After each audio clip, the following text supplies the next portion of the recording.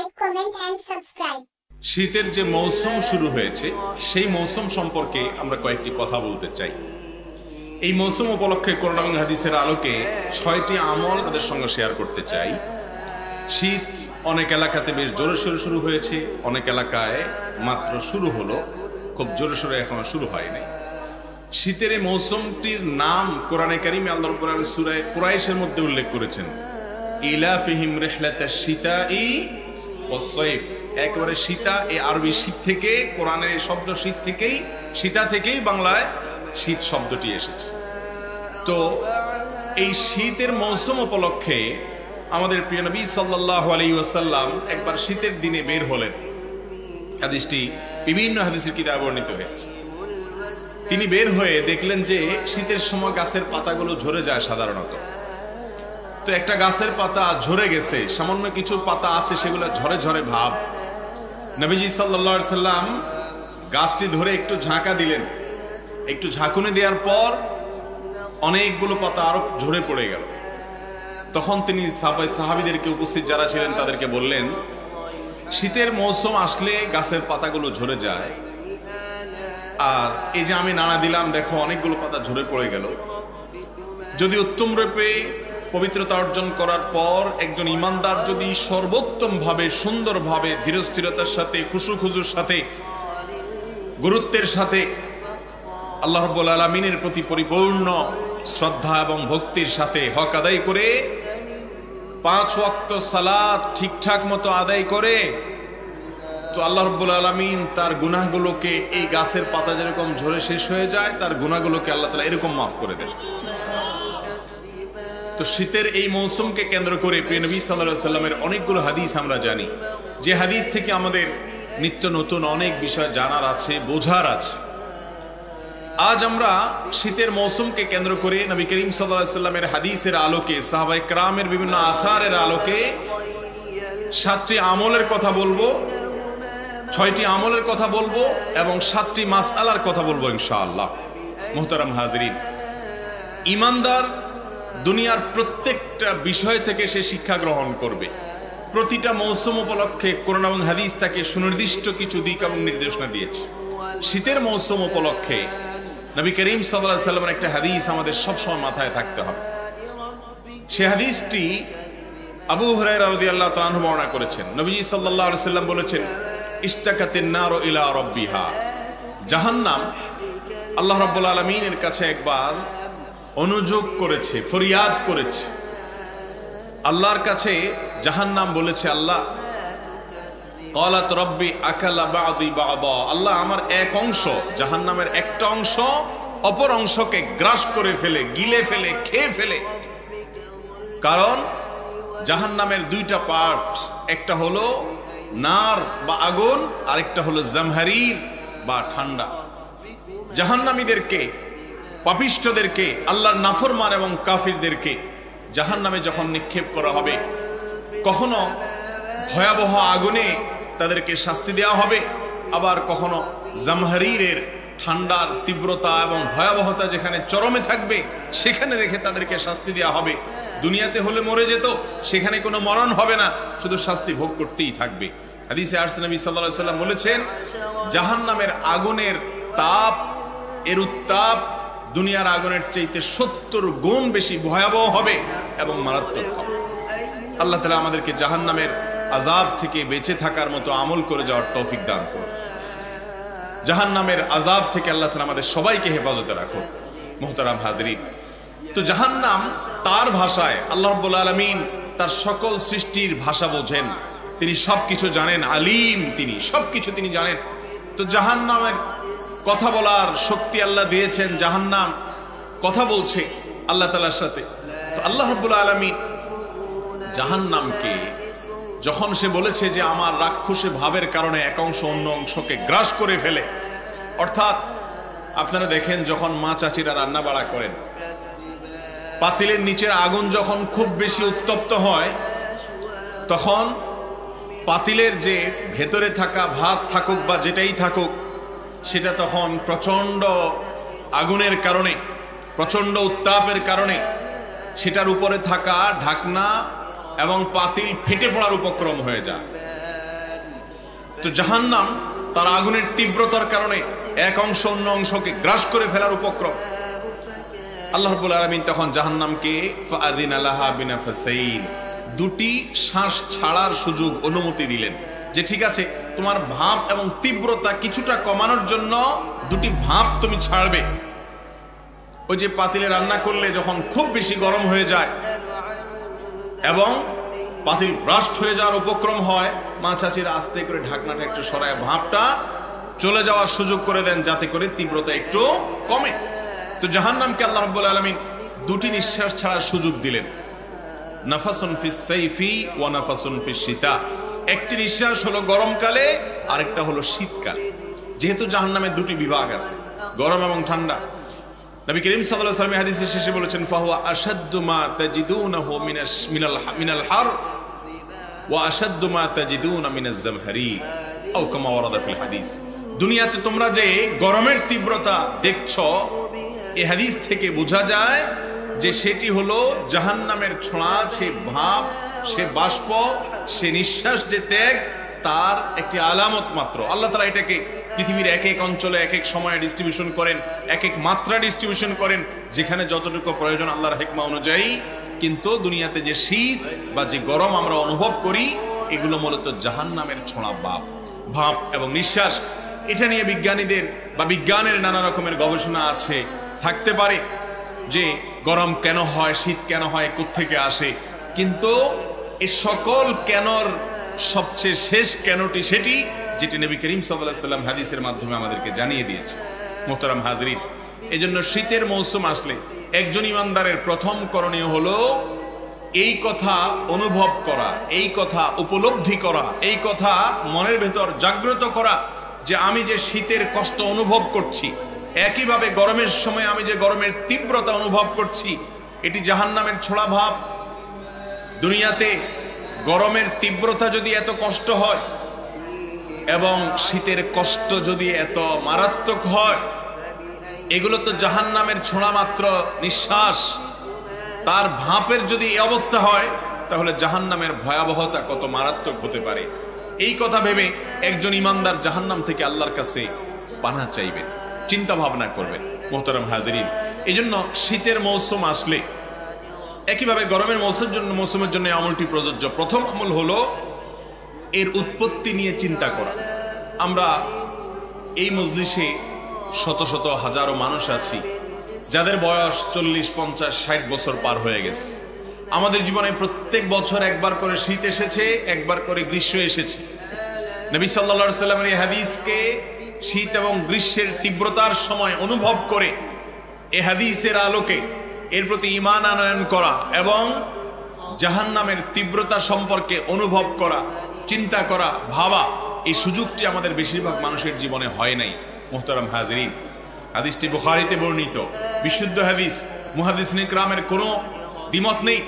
এরকম একটা হাদিসকে মাথায় রেখে শীতের মৌসুমের প্রথম আমাদের করণীয় হওয়া উচিত যে আমরা চিন্তা ভাবনা করব, গবেষণা করব এবং আল্লাহ রাব্বুল আলামিনের এই মহা সৃষ্টি এটি কোত্থেকে আসলো, কিভাবে আসলো, হাদিসের এই তথ্য অনুযায়ী সেই জাহান্নামের কথা আমরা স্মরণ করব এবং জাহান্নাম থেকে পানাহ চাইব। আল্লাহ, দুনিয়ার এই গরমের তীব্রতা, শীতের তীব্রতা যদি এত কষ্টদায়ক হয়, জাহান্নামের আগুন এবং জামহারিরের তীব্রতা কত মারাত্মক হবে। এটা তো বাষ্প বা ভাব, তাহলে মূলটার অবস্থা কি? অতএব আল্লাহুম্মা আজিরনা মিনান নার, আল্লাহ আপনার কাছে আমরা জাহান্নামের আযাব থেকে আশ্রয় চাই, পানাহ চাই। আল্লাহ তাআলা আমাদের সবাইকে জাহান্নামের আযাব থেকে পানাহ লাভ করার তৌফিক দান।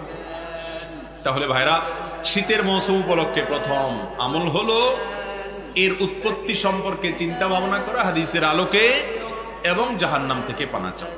নাম্বার 2, শীতের মৌসুমটাকে বিভিন্ন বর্ণনায় রবিউল মুমিন বলা হয়েছে, অর্থাৎ এটা ইমানদারের জন্য বসন্তকাল। বসন্তকালে যেরকম ফল ফসল ফোটে, শীতের মৌসুমে ইমানদারের আমলের বসন্তের ফুল ফুটে, আমলের ফুল ফুটে। নবী করিম সাল্লাল্লাহু আলাইহি ওয়াসাল্লাম তিরমিজি বর্ণিত হাদিসে বলেছেন যে আশ-শীতা, এটা হলো আল গনিমাতুল বারিদা, আশ-শীতা ফিস সাওম, আস-সাওমু ফিস শীতা। গনিমতে বারিদা বা শীতল শীতল আপনার সুবর্ণ সুযোগ। শীতল সুবর্ণ সুযোগ মানে যে সুযোগটা যে কেউ নিতে পারে। এত সুন্দর এবং এত ভালো একটা সুবর্ণ সুযোগ হলো আপনার আশ-শীতা ও আস-সাওমু ফিশ-শীতা, অর্থাৎ আপনার শীতের মৌসুমে রোজা রাখা। এই শীতের মৌসুমে রোজা রাখা এটাকে সুবর্ণ সুযোগ বলা হয়েছে। কেন? কারণ এই মৌসুমে দিন থাকে ছোট এবং রাত থাকে বড়। কোন এক সালাফ তার মৃত্যুর সময় তিনি কাঁদছিলেন। তার কান্না দেখে আশপাশের লোকজন তারা মনে করেছেন যে মৃত্যুর ভয়াবহতার চিন্তা করে বা মৃত্যু পরবর্তী কষ্টের কথা, আযাবের কথা চিন্তা করে, কিংবা দুনিয়াতে প্রিয়জনের মায়া ত্যাগের কথা চিন্তা করে বোধহয় উনি কাঁদছেন। তিনি বললেন, না, আমি কাঁদছি মূলত সামনে শীতের মৌসুমে ইবাদত করার এক সুযোগ প্রতি বছর আমি গ্রহণ করে থাকি। আমার মৃত্যু হয়ে গেলে শীতের মৌসুমে ইবাদতের এই সুযোগ থেকে আমি মাহরুম এবং বঞ্চিত থাকব, সেজন্য আমি কান্না করছি। মোহতারাম হাজরিন, এই জন্য শীতের মৌসুম উপলক্ষে অন্যতম একটা আমল হলো দিনের বেলায় নফল রোজা রাখা। এই মজলিসে শত শত মানুষ আছেন, হাজারো মানুষ আছেন। আপনাদের মধ্যে এমন একজন মানুষই কি আছেন যে শীতকাল উপলক্ষে একটা নফল রোজা রাখছেন? যদি কেউ থেকে থাকেন একটু হাত তুলবেন। সোমবার বৃহস্পতিবার রোজার কথা বলি নেই, চান্দ্র মাসের 13, 14, 15, 20 রোজার কথা বলি নেই। শুধু শীতের মৌসুম এই উপলক্ষে রোজা রাখার কথা হাদিসে বলা হয়েছে, উৎসাহ দেওয়া হয়েছে। সাহাবায়ে কেরাম রাখতেন খুব আগ্রহ সহকারে, এবং নবী করিম সাল্লাল্লাহু আলাইহি সাল্লাম এটাকে আল গানিমাতুল বারিদা বলা হয়ে বলেছেন।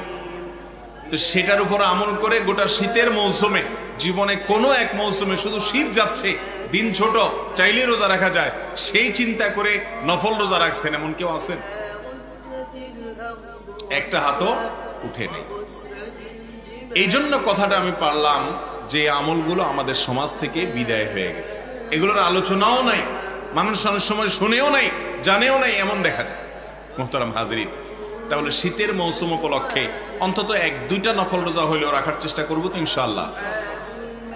আজকে জানলাম এইবারের মৌসুমেই আমি আমল করার চেষ্টা করব, কারণ আগামী মৌসুম পর্যন্ত আমি হায়াত পাবো কিনা, সুযোগ পাবো কিনা সেটা জানি না। অতএব এবার ইনশাআল্লাহ আমল করব তো। আল্লাহ তাআলা আমাদেরকে আমলের তৌফিক দান করুন। 3 নম্বর আমল হলো শীতের মৌসুম উপলক্ষে তাহাজ্জুদের বিশেষ চেষ্টা করা। তাহাজ্জুদ তো পরের কথা, ফজরের নামাজই হারায় গেছে। এখন মুসলমান ফজর নামাজ পড়তেই কষ্ট হয়ে যায়। অনেক দিনদার মানুষ আছে, 4 ওয়াক্ত সালাত পড়ে, কিন্তু ফজরটা পড়তে তার কি হয়?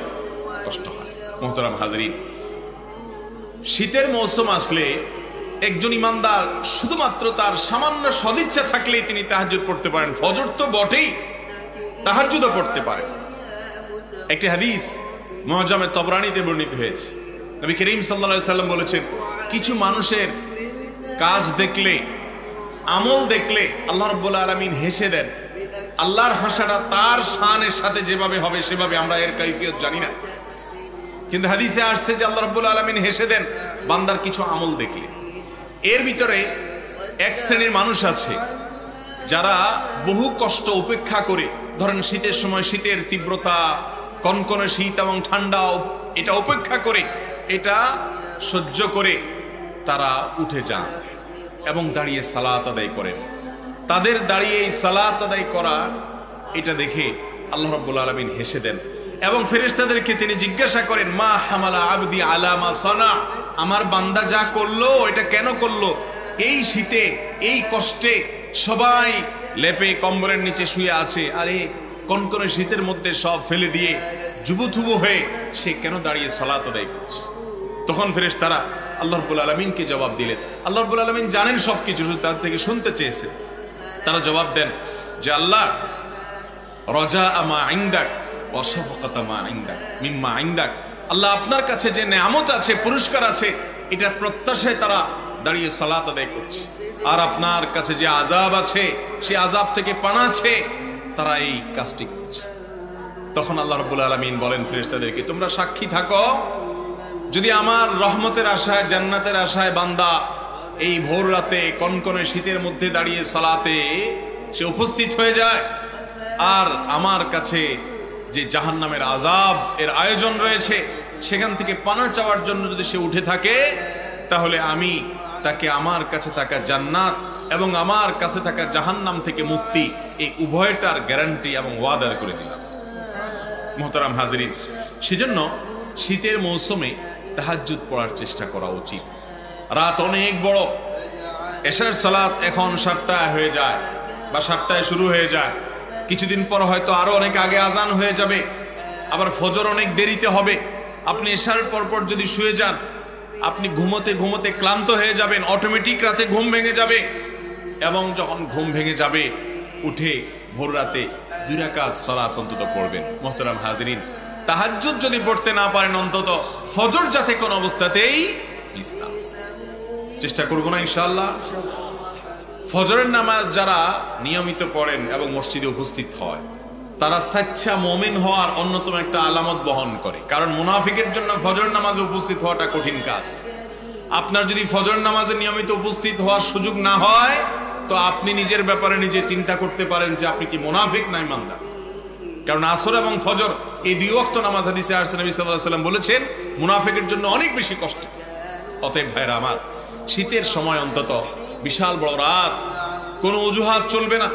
রাতে তাড়াতাড়ি শুয়ে পড়লে, মোবাইল টিপাটিপি কম করলে ইনশাআল্লাহ ফজর তো বটেই, আপনি তাহাজ্জুদ ভোর রাতে ফজরের আজানের আগে দাঁড়িয়ে সালাত আদায় করার সুযোগ পাবেন। তাহাজ্জুদের মজা, তাহাজ্জুদের স্বাদ, এটা যারা একবার পেয়েছে তারা জানেন যে পৃথিবীর যে কোনো স্বাদের চাইতে এই তৃপ্তি, এই স্বাদ অনেক বেশি। ভাইরা আমার, ভোর রাতে যখন সবাই ঘুমিয়ে থাকবে, আপনি চুপি চুপি ওযু করে কাউকে না জানিয়ে লুকিয়ে আল্লাহর সাথে কথা বলবেন, নামাজ পড়ে দোয়া করবেন। এই দোয়া আল্লাহর কাছে কবুল হয়, ফেরত দেওয়া হয় না। জওফুল লাইল বা রাতের শেষ অংশের দোয়া আল্লাহ তাআলা ফিরিয়ে দেন। চেষ্টা করব না ইনশাআল্লাহ। তাহলে ভাইরা আমার, 3 নম্বর আমল হলো তাহাজ্জুদের আমল। প্রথম আমল বলেছিলাম যে শীতের এই তীব্রতা জাহান্নাম থেকে আসছে, সেই হাদিসের কথা চিন্তা করে জাহান্নাম থেকে কি চাইতে হবে? পানাহ চাইতে হবে। যদিও পানাহ চাওয়ার জন্য আলাদা কোনো নির্দেশনা হাদিসে নাই, কিন্তু হাদিসে এই শীতের উৎস সম্পর্কে বলা হয়েছে। সেই উৎস কথা অন্তত চিন্তা করা জানা, এটা অন্তত হাদিস থেকে নির্দেশিত। এর পাশাপাশি এই তীব্রতা আমাদের জাহান্নামের কথা স্মরণ করিয়ে দেয়। দ্বিতীয় আমল হলো শীতের মৌসুম উপলক্ষে নফল রোজা রাখার চেষ্টা করা। তৃতীয় আমল হলো তাহাজ্জুদের সালাত আদায় করা। তাহাজ্জুদ যদি না পারেন, ফজর যাতে কোনো অবস্থাতে মিস না হয়, কোনো অবস্থাতে যেন মিস না হয়। 4 নম্বর আমল হলো শীতের মৌসুমে কষ্ট উপেক্ষা করে ওযু করা। শীতের সময় ওযু করতে খুব বেশি আরাম লাগে না, সাধারণত কষ্ট লাগে, ঠিক না ঠিক? এই কষ্ট উপেক্ষা করে যারা ওযু করে, তাদেরকে এই ওযুর মাধ্যমে আল্লাহ রাব্বুল আলামিন তাদের ছোটখাটো যত গুনাহ আছে সমস্ত গুনাহগুলো মাফ করে দেন, এবং আল্লাহর কাছে জান্নাতি হিসাবে, ঈমানদার হিসাবে তাদের মর্যাদা এবং মর্তবা আল্লাহ তাআলা প্রমোশন করে, বৃদ্ধি করে দেন, উপরে উঠায় দেন। সাল্লাল্লাহু আলাইহি ওয়াসাল্লাম বলেছেন, আলা আদুল্লুকুম আলা মা ইয়ামহুল্লাহু বিহিল খাতায়া ওয়া ইয়ারফাউ বিহিদ দারাজাত। তোমাদেরকে আমি এমন কি আমলের কথা বলে দিব না যে আমলগুলো গুনাহসমূহ মাফ করে দেয় আর আল্লাহর কাছে মর্যাদা বৃদ্ধি করে দেয়। সাহাবা ইকরাম আমলের পাগল ছিলেন, আল্লাহর কাছে মর্যাদা বৃদ্ধি হোক সেটা চাইতেন। তারা বলতেন, অবশ্যই বলুন ইয়া রাসূলুল্লাহ। তখন নবীজি সাল্লাল্লাহু আলাইহি সাল্লাম যে কয়েকটি আমলের কথা বললেন, এর ভিতরে একটা আমল হলো ইসবাগুল ওযুই আলাল মাকারিহ। কষ্ট হয়, এরপরও ওযু করতে কার্পণ্য করে না। অনেক অলস আছে যে অলস এই শীতের মৌসুমে নামাজ পড়ে না শুধুমাত্র এই জন্য যে ওযু করতে কষ্ট হবে। আছে না নাই? মোহতারাম হাজিরিন, শীতের মৌসুমে সামান্য একটু শীতের কষ্ট হবে, ঠান্ডা হবে, ঠান্ডা লাগবে ওযু করতে গেলে। এই কষ্ট উপেক্ষা যদি আপনি করতে না পারেন, এই কষ্টটা যদি সহ্য করতে না পারেন, তাহলে কিভাবে আপনি আশা করেন আল্লাহর কাছে অনন্ত অসীমকালের জান্নাত? অতএব শীতের মৌসুমে যত কষ্ট হবে সমস্ত কষ্ট উপেক্ষা করে হলেও ওযু করার মতো সৎ সাহস থাকতে হবে। ঈমানদার সব সময় সাহসী হবে, ঈমানদার সব সময় ধৈর্যশীল হবে, বেসবর হবে না এবং ভীরু হবে না। নবী করিম সাল্লাল্লাহু আলাইহি সাল্লাম ধৈর্যের জন্য আল্লাহর কাছে দোয়া করতেন। অলস হবে না, তিনি আল্লাহর কাছে পানাহ চাইতেন, আল্লাহুম্মা ইন্নী আউযু বিকা মিনাল আজজি ওয়াল কাসাল, অলসতা থেকে পানাহ চাইতেন। তিনি ভীত এবং সন্ত্রস্ত টাইপের মানুষ হওয়া থেকে পানাহ চাইতেন আল্লাহর কাছে।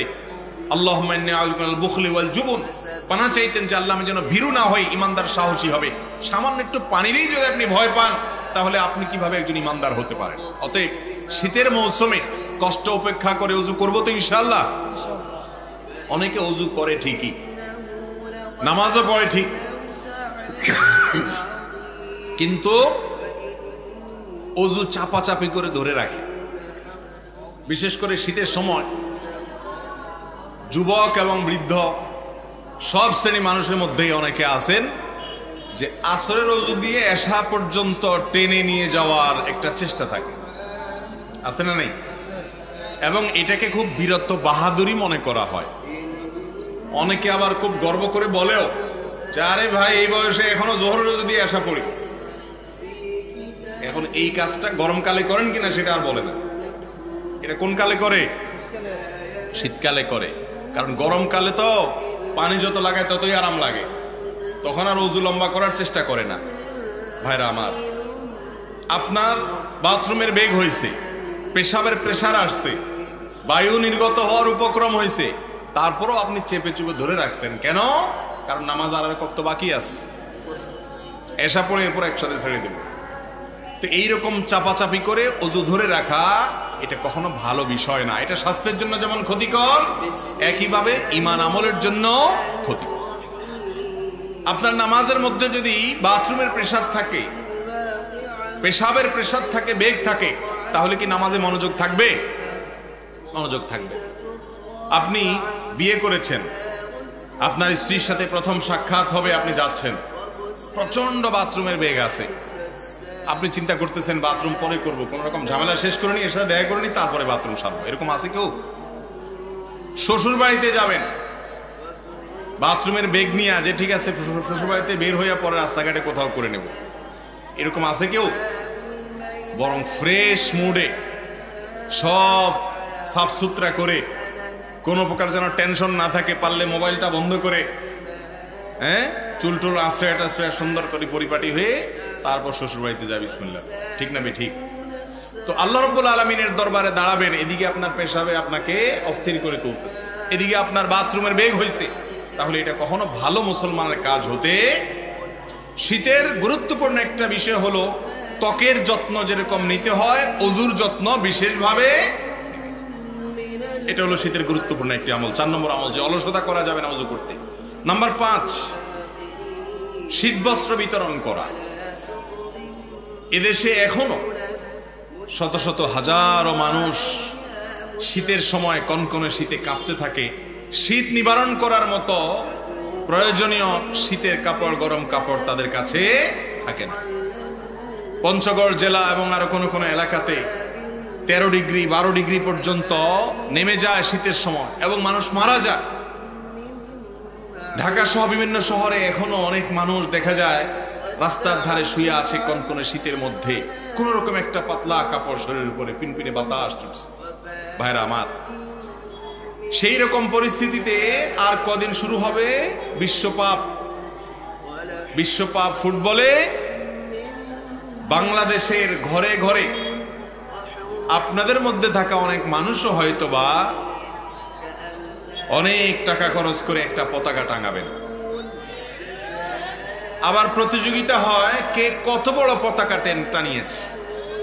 আমার লজ্জা হয় যখন দেখি মিডিয়াগুলো সেটাকে পজিটিভলি কাভারেজ দেয়, পজিটিভলি সেটাকে উপস্থাপন করে, ইতিবাচকভাবে তুলে ধরে, মনে হচ্ছে একটা কিছু ঘটায় ফেলছে, যে সবচেয়ে বড় পতাকা নির্মাণ করেছে, তৈরি করেছে অমুক।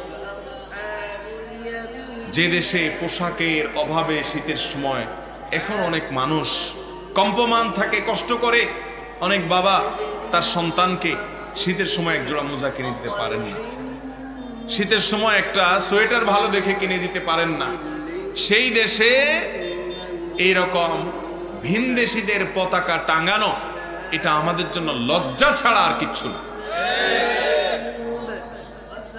অনেকে আছে নিজের বাড়ির রং পরিবর্তন করে তার পছন্দের দলের পতাকা সেই বাড়ির দেয়ালে আঁকে, আছে না নাই? হাজার হাজার লক্ষ টাকা তিনি খরচ করে তার পছন্দের দলের পতাকা আঁকছেন তার বাড়ির দেয়ালে, পুরো বাড়িকে সাজাচ্ছেন সেভাবে। অথচ বহু বনি আদম, বহু আদম সন্তান, এই দেশের বহু মানুষ এখনো গৃহহারা হয়ে রাস্তার পাশে ফুটপাতে হয়তো শুয়ে আছে। ঠিক না বে ঠিক? মোহতারাম হাজরিন, আপনারা বিশেষ করে এখানে বেশিরভাগ যুবকরা আছেন, আপনারা যদি না জাগেন এই দেশের পরিবর্তন কোনোদিন হবে না। আপনাদেরকে জাগতে হবে। আপনি আপনার বন্ধুদেরকে বোঝাবেন, তুমি ভিনদেশীদের পতাকা এদেশে টাঙাচ্ছ, সেটাকে তুমি অন করছো, সেটা নিয়ে গর্ব করছো, টাকা ঢালছো। এই পতাকার টাকাটাই বাজেট করে কোনো একটা মানুষের গায়ে মুড়িয়ে দাও, তার চাদর আকারে তাকে দাও। এইটা দিয়ে কোনো একটা কাপড়, একজোড়া মোজা, তোমার আশেপাশে বহু বাচ্চা দেখবে শীতের সময় সকালবেলায় হয়তো মক্তবে যাচ্ছে, স্কুলে যাচ্ছে, পায়ে মোজা নাই, মাদ্রাসায় যাচ্ছে, তাকে একজোড়া মোজা কিনে দাও। তোমার এই টাকাটা যথাস্থানে ব্যবহার করা হবে, এটা তোমার জন্য সার্থকতা হবে।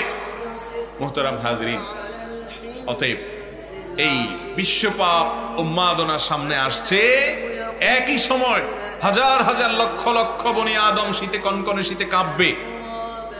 আমাদের বিবেক যেন জাগ্রত হয়, আমরা যেন মানুষের জন্য কাজ করার চেষ্টা করবো না ইনশাআল্লাহ। এই শীতের অন্যতম গুরুত্বপূর্ণ একটা আমল হিসাবে এটাকে আমরা ফিক্স করে নিই যে আমি আমার শীতের মৌসুমে নিজের জন্য শীতের কাপড়, নিজের পরিবারের জন্য, বাচ্চা কাচ্চার জন্য যখন কিনবো, আমার আশেপাশে থাকা মানুষগুলোর জন্য আমি একটি পিস কাপড় হলেও কিনে দিব। চেষ্টা করবো না ইনশাআল্লাহ? আল্লাহ তাআলা আমাদের সবাইকে আমলের তৌফিক দান করুন। ভাই, নবী করিম সাল্লাল্লাহু আলাইহি সাল্লাম বলেছেন, আহাব্বুন নাসি ইলাল্লাহি আনফাহুম লিন-নাস। আল্লাহর কাছে সবচেয়ে প্রিয় মানুষ তারা যারা মানুষের উপকারে সবচেয়ে বেশি আসে, সবচেয়ে বেশি মানুষের উপকার করে, তাদেরকে আল্লাহ সবচেয়ে বেশি ভালোবাসেন। এই জন্য শীতের মৌসুমে মানুষকে কাপড় চোপড় কিনে দেবো তো ইনশাআল্লাহ।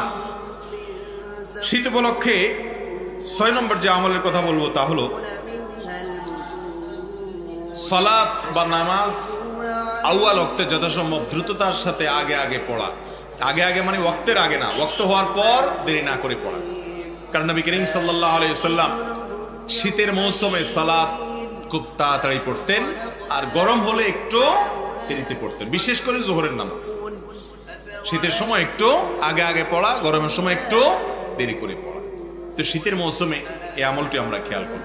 এরকম আরো অনেক আমল আছে যে আমলগুলো আমরা শীতের মৌসুমে করতে পারি। আল্লাহ তাআলা আমাদের সবাইকে আমলের তৌফিক দান করুন। আমি আবার এক নজরে বলছি, প্রথম আমল হলো শীতের তীব্রতা, এটি আসছে কোত্থেকে ভাই? জাহান্নাম থেকে। অতএব সেই কথা চিন্তা করা এবং সুযোগ হলে আল্লাহর কাছে জাহান্নাম থেকে পানা চাওয়া।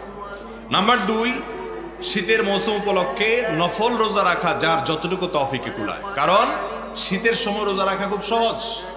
দিনের বেলায় একে তো শীতের মৌসুম হওয়ার কারণে খুব বেশি পিপাসা ক্ষুধা লাগে না, দ্বিতীয়ত দিনটা খুব ছোট থাকে, সাহারি করলে দেখতে দেখতে ইফতারের সময় চলে আসে, চাইলেই নফল রোজা রাখা যায়।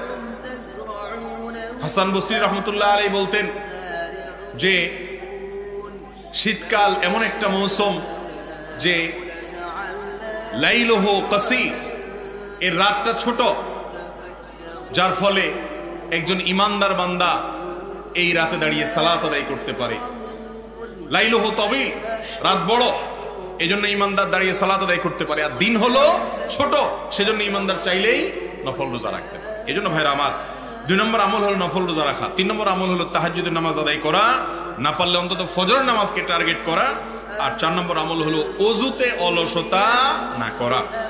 5 নম্বর আমল হলো গরিব দুঃখীদেরকে শীত বস্ত্র, শীতের কাপড় কিনে দেওয়া। আর 6 নম্বর আমল হলো সালাত, বিশেষ করে যোহরের সালাত একটু গরমের মৌসুমে